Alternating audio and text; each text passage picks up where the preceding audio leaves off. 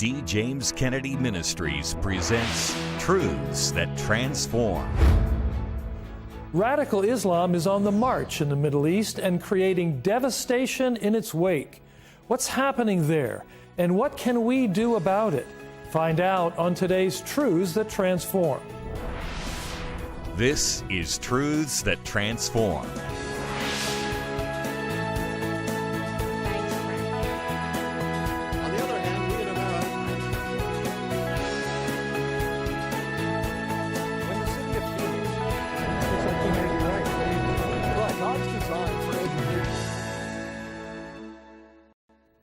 Welcome to Truths That Transform, a production of D. James Kennedy Ministries, where we are standing for truth and defending your freedom. This week marks the 16th anniversary of the 9/11 attacks, the ones that put Islamic terrorism in the forefront of the minds of all Americans and much of the rest of the world. But while terrorism on our shores remains a danger, even more pressing is the persecution that Christians and other non-Muslims are suffering at the hands of Islamic extremists. On today's program, you'll discover what radical Islam is up to worldwide, and we'll give you a special opportunity to assist those being driven from their homes in areas where Islam is ascendant. We begin with Dr. Michael Youssef, who was born in Egypt and is the nationally known pastor of the Church of the Apostles in Atlanta. He's also the author of The Barbarians Are Here, Preventing the Collapse of Western Civilization in Times of Terrorism. Our own John Rabe recently had a chance to sit down and talk with Dr. Youssef. Tell us a little bit about the situation that Christians are facing, for instance, in the Middle East, where you hail from. Well, I think most people have heard about Christian persecution, so many of them have knowledge of the fact that probably there are more Christians who murdered last year than the first 100 years of Christianity and when the persecution was its zenith. But in reality, this is more cruel, more heinous than anything you read about in the history books. Because to kill the children in front of their parents and then kill the parents is something that is perfecting the horrible art of genocide. And while it's not really politically correct, perhaps, to talk about, we can't avoid the conclusion that so much of this is the result, frankly, of radical Islam, whether that's correct, politically correct to say or not. Well, it has nothing to do with being politically correct. I just I do watch on a regular basis, daily basis actually, on my iPad, snippets from news from the Middle East. And the president of Egypt, the king of Jordan, they're not afraid to call it radical Islam. They're the ones who are calling upon their religious leaders to change the language, the religious language and the religious speech in the mosques. And they're trying hard, but some of these sheikhs come on television and assures everybody that it is to slit the throat is very merciful, and they described why, because it's fast death, and these are respected people. They're not part of ISIS. These are Islamic sheikhs and muftis, and so it is so ingrained in the culture that every survey shows if there's a call to jihad, national, global call to jihad, 200 million people would sign up tomorrow. I mean, that's just known facts. This seems like an intractable situation, that you just have these two completely different worldviews that are butting heads. What is the solution to this worldwide problem of radical Islam? Well, in order to be very fair to everybody, there is a war within Islam itself. There's so many thinking modern westernized, like Dr. Jasser, who's here in the United States, and many others who are trying to reform Islam. There are many people in the Middle East, Dr. Hagi and a whole bunch of other people who are really trying to say, look, even those verses or texts that they take and they use today. They want to say they belong to the rise of Islam, the very beginning of Islam, but they're not applicable now, even within Islam itself. So they have a major internal war going on, war of ideas and in the media. Who's going to win? It's very hard to tell. What do Americans need to know about the Islamist threat that perhaps they're just not getting? I personally believe Europe is finished. There is no way Europe can come back. When you have a Muslim population in France, for example, that is producing 4.5 children per family, and then the French citizens are below zero in producing children, it's a matter of time. And they tell us this. It's just a matter of time, we're going to take over. And the same can go for Belgium and for all the other European countries.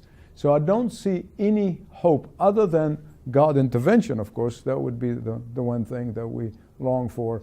But I'm hoping that we will look at Europe and realize that this could happen here, regardless of how large a piece of real estate we have in America or have large population. Because once you start terrorizing, people are going to cave in simply out of fear. We, as a church, the Church of Jesus Christ, must wake up and must realize the danger, and that we desperately need either a new Reformation on this 500-year anniversary of the Reformation, or renew the Reformation call to return back to God. While there is a struggle within Islam between the violent radicals and the more peaceful moderates, it's usually true that the side willing to shed blood for its cause will dominate. The Scriptures tell us to remember our brothers and sisters in chains, because we are part of the same body. Later on this program, we'll tell you how you can directly assist those who are in great danger under radical Islam. But persecution is nothing new to Christians. It's been happening for 2,000 years. Islam has the goal of making converts, often by force if necessary. And yet Christians refuse to bow the knee to Allah because we only worship the one true God, whose Son is Jesus Christ. Dr. D. James Kennedy explains the implications of that in this portion of his message, Lord, teach us to pray. Now, every age has its own zeitgeist, as the Germans call it. A zeitgeist is the spirit of an age, that overwhelming, dominating spirit that seems to pervade all of that particular culture. And there's no doubt about the zeitgeist of our age. It is selfishness. We live in the age of self. It is looking out for number one. Well, the Lord's Prayer is particularly useful in exploding that spirit of our age, because you see, it begins and ends with God. Our Father, which art in heaven, hallowed be thy name. And it ends with God. For thine is the kingdom and the power and the glory forever. Hallowed and glorified. Let God be that. For all of that he is. That is what the Lord's Prayer teaches us. It is the model prayer, the perfect prayer upon which we can model our own prayers. But Luke tells us, and Jesus said, and when ye pray, say, Our Father which art in heaven. I hope that in itself proves to be a helpful lesson and improvement in your prayer life. If you'll notice, there are 7 petitions in this prayer. The first 3, hallowed be thy name, thy kingdom come, thy will be done. Or as it says in Greek, let it be hallowed, thy name. Let it come, thy kingdom. let it be done, thy will. Thy, thy, thy. The first three petitions have only to do with God. His name, His kingdom, His will. Did you ever stop to think that the first commandment is, thou shalt have no other gods before me? That God is to be glorified and hallowed and be set up as the one great God. Furthermore, we notice in the shorter catechism that the first question, which asks, what is the chief end of man, answers by saying, the chief end of man is to glorify God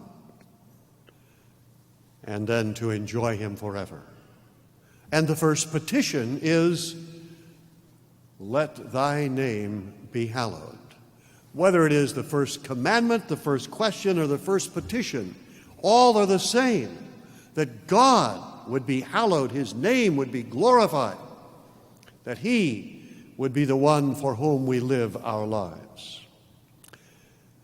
I read a definition of a Christian one time that said this: a Christian is one who puts God first in his life.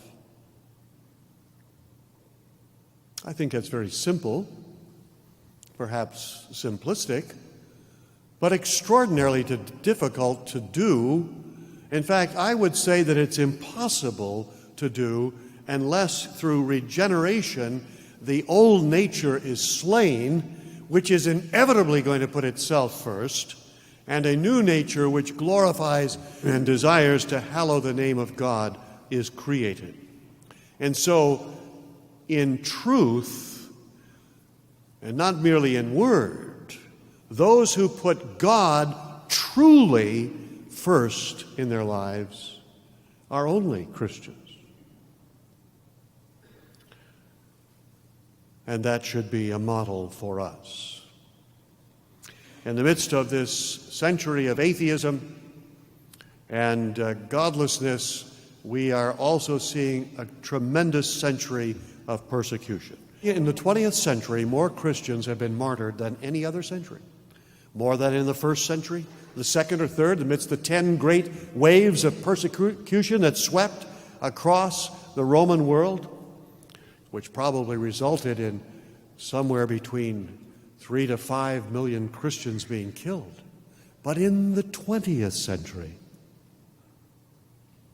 more than 100 million Christians have been killed for their faith, martyred for their faith, more than in all other centuries combined. And so, when we pray, thy name be hallowed, hallowed be thy name, let us remember that Christians all over the world, in at least 20 nations, mostly all either radical Islamic nations or the dying communist nations, are brothers and sisters who are being persecuted for Christ. One of these days, you're going to meet all of those brothers and sisters. And they might be very interested of what you were doing while they were being tortured and killed. Let us remember those who are in prison, even as though we were imprisoned with them. As Dr. Kennedy shared today, there is a tremendous persecution of Christians taking place around the world, and the amount has been steadily increasing for decades. Radical Islam is one of the chief causes of that increase. Throughout nations like Syria and Iraq, hundreds of thousands of Christians and others who refuse to convert to Islam are being driven from their homes and often being killed. But there is a ministry that is reaching out to these refugees with hope. Here again is John Rabe with more. There is no nation on planet Earth that has more refugees than Lebanon per capita. Our population of 4 million individuals has grown by 50% in the last 6 years. 2 million Syrian and Iraqi refugees are residing in the country of Lebanon. Camille Melki founded Heart for Lebanon in 2006 during the war between Hezbollah and Israel in Lebanon, which displaced hundreds of thousands of people from their homes. They continue to provide support for Syrian and Iraqi refugees fleeing over the mountains into Lebanon, offering food, medical care, education, and sharing the gospel of Jesus Christ. Today, Heart for Lebanon and many others in the country of Lebanon stand in the forefront between radical Islamists and the refugees. اسمي رهف، عمري 14 سنة. أنا جيت من سوريا بسبب الحرب، كنت عايشة بحما. صارت الطيارة تجي فوق بيتنا والقذيفة اجت على بيتنا وتهدم بيتنا نضل عنا. Heart for Lebanon provides humanitarian aid to 3,000 families in the Bekaa Valley in the south of Lebanon. Countless numbers of families have been displaced from their homes due to the terrors of war taking place in Syria and Iraq. For $80, Heart for Lebanon can provide a basic food and hygiene supplies for around 3 weeks of the need of a family between 6 to 8 individuals. We are bringing also the gospel in the midst of the darkest communities in the Middle East. The devastation taking place in Syria is unimaginable, and there are countless stories from people who have seemingly lost all hope. Listen to Rima describe her story before fleeing to Lebanon. السبب اللي جيت فيه لهوني هو خطف زوجي. خطفوه داعش. كان زوجي راجع من العاصمة من الشام، وهو وراجعة في بمنطقة كان فيها داعش، ونزلوه هونيكي. سألوه عن اسمه وشو هو المذهب اللي عنده، فقال لهم إنه أنا مسيحي، ونزلوه. طلعت بعد سنة ونص، طلعت للبنان وجيت لهوني. لبعد وقت سنة سنتين 3 كمان خبروني إنه قتلوه داعش وذبحوه. قبل ما اجي على المدرسة كنت ما بعرف شيء، كتير زعلان ضايع، مش عارف شو فيه. Keep in mind, we Lebanese have survived 18 years of civil war. We were the subject of atrocities as well. We have seen our loved ones being killed. We have fled for our lives. We've been looking for every aid we can get, and the church at large, the faith community worldwide, reached out to us. بعدين سمعنا إنه في ناس بدها تروح على لبنان، إنه طلعنا معه. قعدنا بالكهف شي 5 أيام، أكتر هيك شي 3 يمكن. لا ما كنا نقدر نطلع لأن الطيارة فوق عنا. كنت خاف من الحرب، وهالمشكلة عملت لي عقدة بقلبي، ما عاد أحس بشي، إنه أكره كل شي. In the beginning, Rahaf did not know at all how to even hold a pencil, a pen in her hand. She was deprived any education, and she was deprived to be a kid in Syria. كنت أحس بالوحدة، كان قلبي كتير حزين. ما كنت تعرفت على الصلاة، تعلمت على الصلاة، أو صاروا يخبرونا، أو من أول ما فتنا خبرنا تعلمنا نغني ليسوع. من وقتها تعلمت عليه وصرت أحب الأغاني وصرت أتعلق في يسوع. We are seeing many coming to Christ, being baptized, and attending Bible study groups, discipleship training, and worshiping in refugee churches. افتقدت حياتي كلها كنت ما بحس بسعادة، صرت أحس بسعادة. بحب أتعلم عن يسوع، صرت أكتر. بس اسمع كلمة يسوع بحسه كأنه بقلبي، بحبه كتير. بحسه كأنه بقلبي، بحبه كتير. بحب أوصلهم إنه أنا نجيت من الحرب بفضل الرب يسوع. I thank Jesus from all my heart and heart for Lebanon. Rahaf is one of our best evangelists. She has not only received Christ as her personal Savior, but she has taken Christ to her community. The United Nations has called the Syrian refugee crisis the worst humanitarian crisis since World War II, and Heart for Lebanon is making a difference for Christ. As their vision statement reads, driven by the compassionate heart of Jesus Christ, Heart for Lebanon exists to see lives changed and communities transformed. Thank you for joining us in leading people from despair to hope, hope in Christ alone.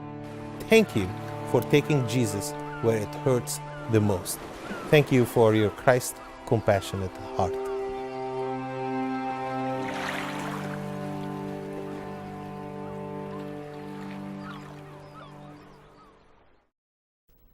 As you have just seen, Heart for Lebanon is an outstanding ministry doing important work to help people who have been driven from their homes in the war-torn Middle East.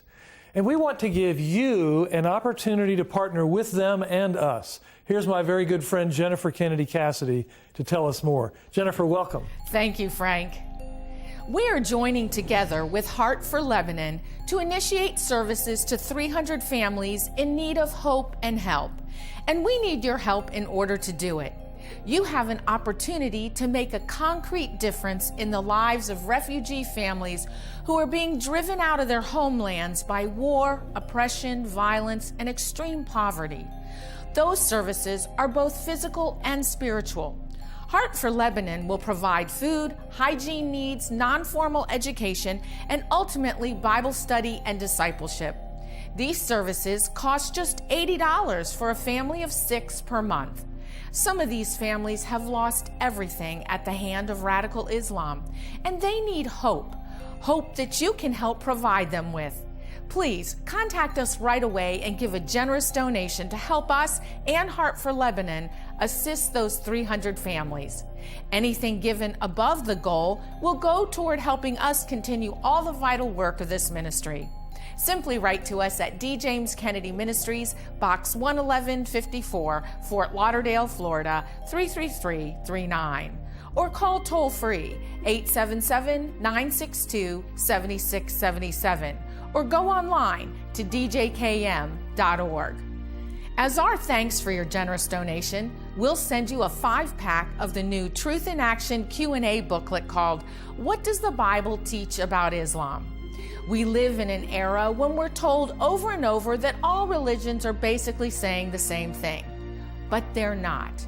Christianity and Islam are saying 2 very different things and lead to 2 very different places. It's vital that you know the difference and that you're able to communicate that difference with others. This booklet succinctly lays out the facts on the differences between Islam and Christianity and how Christ offers hope that Islam cannot. And we'll include extra copies so you can share it with your children, grandchildren, friends, and anyone you discuss important issues with. The 5-pack of the new Truth in Action Q&A booklet called What Does the Bible Teach About Islam is our thanks for your generous donation to help Heart for Lebanon initiate services to 300 refugee families and toward the ongoing work of this ministry.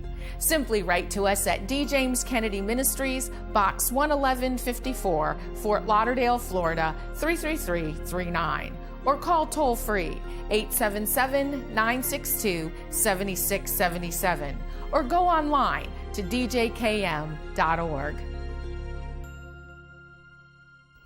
This past 4th of July, while my wife and I were watching the fireworks in the eastern sky, a tragic fire rampaged through a refugee settlement in the high hills of Lebanon.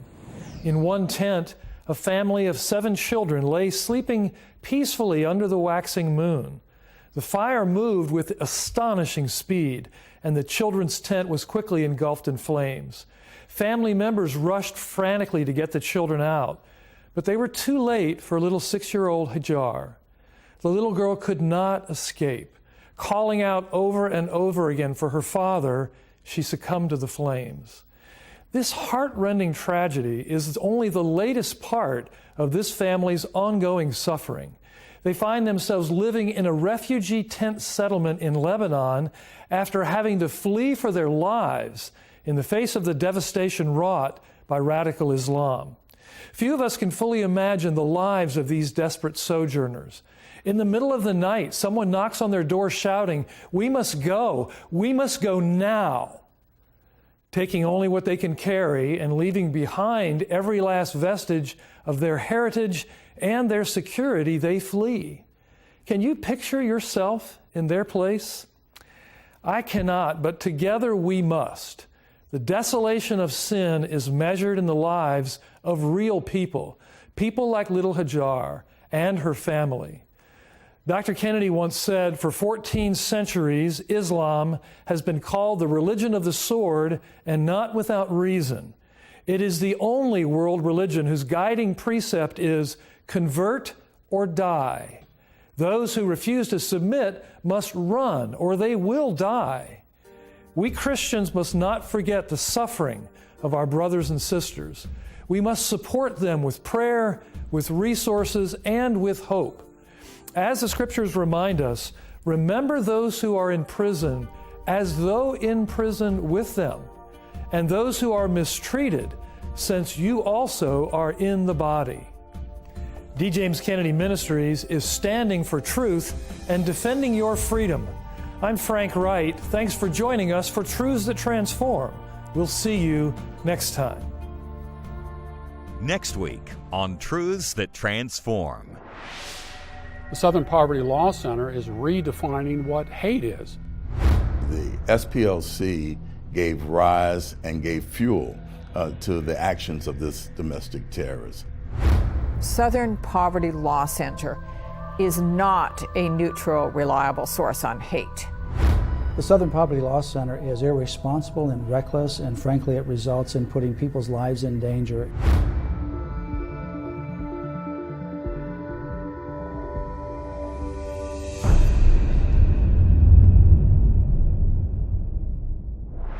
That's next week. Today's program is available on DVD for your gift to this ministry of any amount. Please call, write, or log on to our website today. This has been a production of D. James Kennedy Ministries.